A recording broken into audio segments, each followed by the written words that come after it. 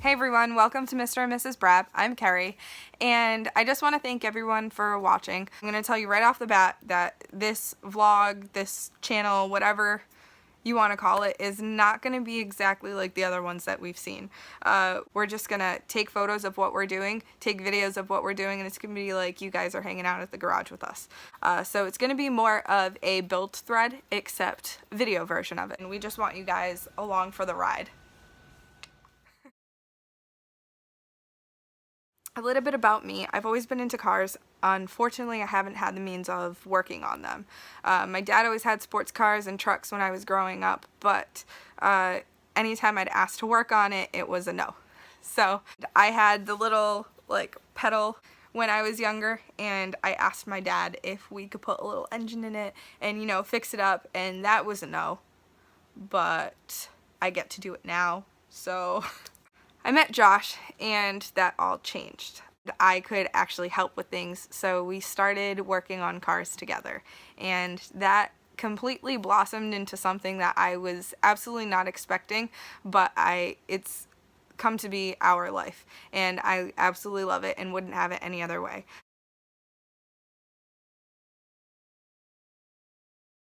So I have my Jeep. It's a 2001 Jeep Cherokee XJ, and that was the first build that I was able to put my personality into.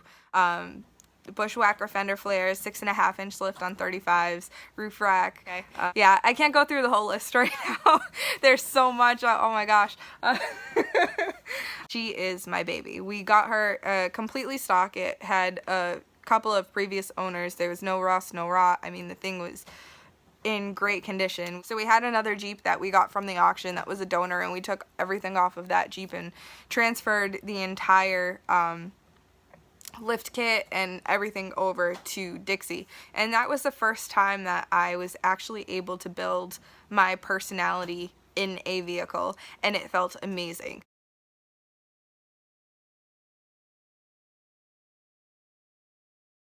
Josh and I met. He was working on his Mazda RX-7, his FC. It reminded me of my dad's Fiero, and I thought it was the cutest little thing. That is when I was introduced to the car scene as far as Japanese cars go. We found one. I didn't think that I was going to get it. Fingers crossed, I was praying for that car. It actually ended up coming to me. He showed up at my door one day with it, with a custom key, and ever since then I've been in love and have not been able to stop working on the cars. We've gone through a few of them. He'll tell you about all of that stuff.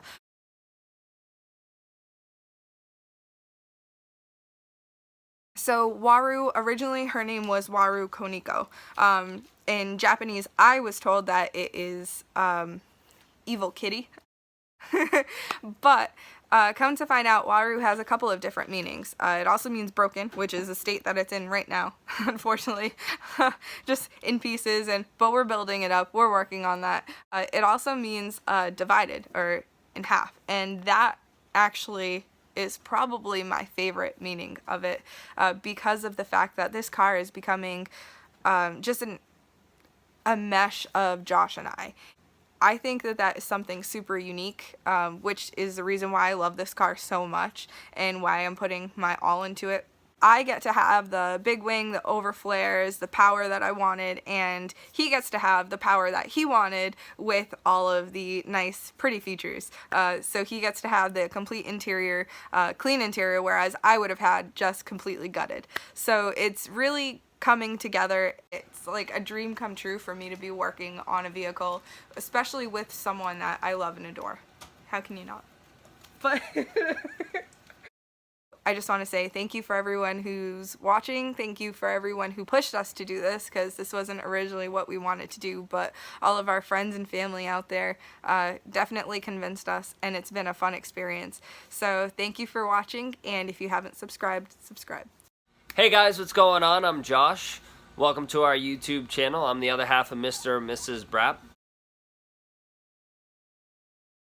We got 26 years to go over, so sit tight. Just completely kidding. Not going to do any of that. Basically, my background in cars started when I was, a little baby. My dad's owned a dealership and a garage my entire life, so he's 30 plus years into it. I learned a lot from him growing up, just wrenching on his cars or customers' cars or whoever. He was a big Mopar guy, a big muscle car guy. He was never really into the imports. Scary enough, except for rotaries. Back in the 70s and 80s, he actually did a lot with RX-3s and RX-4s and RX-7, the first generations, which is very odd to have come full circle, and that's really what my passion is now.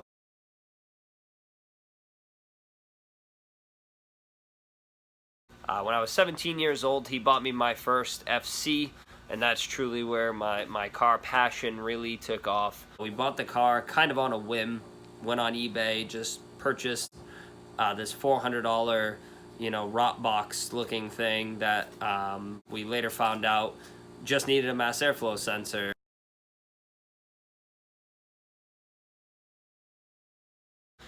Essentially took that car and right off the bat stripped it out. It was a GXL, which at the time meant nothing to me, but now I know is, the fully loaded models, turbo 2 brakes, limited slip differential in the rear, had auto adjusting suspension. So there was a lot going on in the car that at the time I knew nothing about, including the motor. I had no idea anything about a rotary engine, so it's been a learning experience from day one to now. That car has been a guinea pig for so many random projects, from wiring to sound systems to body panel alignments, the nine. That car is, pretty much parts from hundreds of other cars and barely any from the day it rolled off the, showroom floors.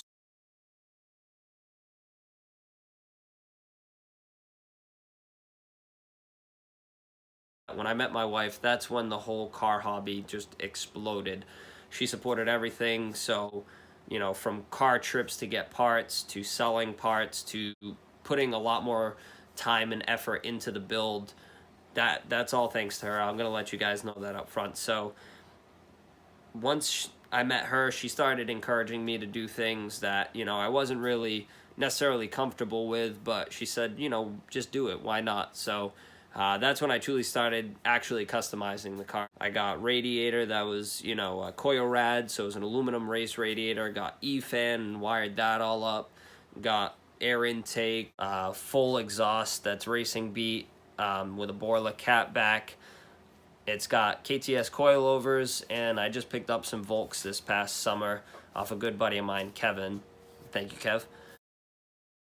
I really truly started to sink my teeth into the car. This is the car on my Instagram if you guys follow me there. The blue one that I call Kyrie. Essentially, the only thing that's never been done to that car is engine work. I've never really truly had to do anything, so 106,000 miles is where it sits right now. So I've put in the last 8 years about 30,000 miles on this car. Not much driving when you think about it, but I do try to drive that car every day between April and October, November-ish. Basically until it gets so cold that even with the heat on full blast, my wife's got a blanket on her in the passenger seat. So at the end of the day, that car's really taught me a lot, and it truly made me the person I am as far as knowledge goes. A lot of research went into finding parts for the car, and at this point, like I said before, I've had big plans for it, but at this point, that car is basically to remain stock. So I have a few parts that still have to go on it before it gets repainted, but until then, I'm just keeping it the way it is and enjoying it, even though it's 7 different colors.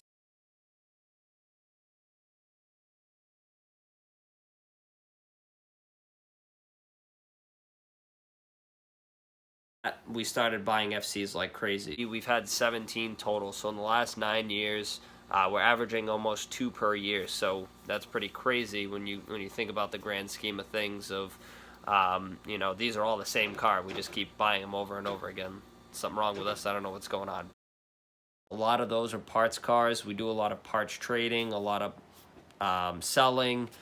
You know, we've got to meet a lot of amazing people. We've made a lot of friends, and there are a few people who have truly become like family to us. We hang out with them regularly, even though they live hours and hours and hours away. We're willing to travel with them, go wherever, and hang out and just party and have a great time. And 9 times out of 10, it's car related, which is fantastic. As far as background into our build goes, my wife and I basically just decided to have a joint build, and I couldn't be more blessed. At the end of the day, you guys have her to thank for all of the random stuff that we do for cars, all the trips we do, especially the show car.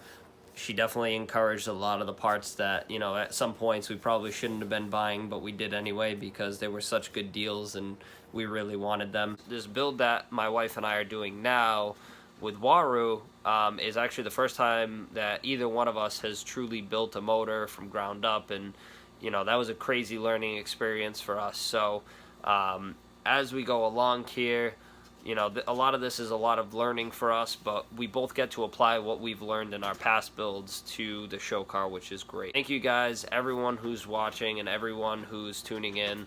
Like my wife said, if you haven't subscribed, please subscribe below.